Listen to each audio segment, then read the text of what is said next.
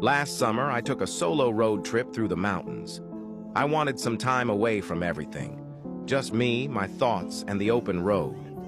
I was driving late one night when my car started sputtering and eventually died. I managed to coast to the side of a desolate road, completely cut off from civilization. My phone had no signal, and it was pitch black outside. I remembered passing a small town about 10 miles back, so I decided to walk there and look for help. After what felt like hours of walking, I finally saw a faint glow of lights ahead. As I got closer, I realized it wasn't a town, but a single house. It was an old, run-down farmhouse, but at that point, I didn't care.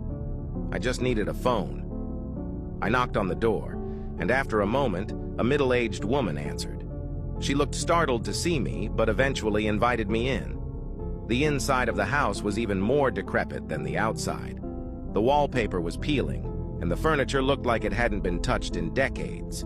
She offered me some water and let me use her phone. I called a tow truck, and they said they'd be there in about an hour. While I waited, I made small talk with the woman. She seemed nice enough, but had an odd way about her. Every now and then, she'd glance at a closed door at the end of the hallway with a nervous look in her eyes. I asked her if she lived alone, and she hesitated before saying yes. About half an hour later, she laughed nervously and assured me it was just the house settling, but her eyes told a different story. I decided to ignore it and just wait outside, but as I stood to leave, the door at the end of the hallway creaked open slightly. My heart raced as I saw a pair of eyes staring back at me from the darkness. The woman jumped up and quickly shut the door, muttering something about an old storage room. I was terrified, but tried to keep my cool. I thanked her for the water and told her I'd wait outside for the tow truck.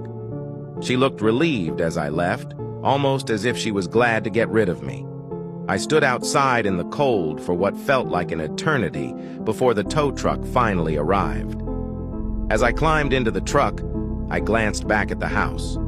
The woman was standing in the window watching me leave with that same nervous expression. The next day, I told the tow truck driver about the strange encounter. He got a serious look on his face and told me that house had been abandoned for years. He said the previous owners had vanished without a trace, and the locals believed the place was haunted. I laughed it off, but deep down, I knew something was wrong with that house. I never found out who or what was behind that door, but sometimes late at night, I still see those eyes staring at me from the darkness.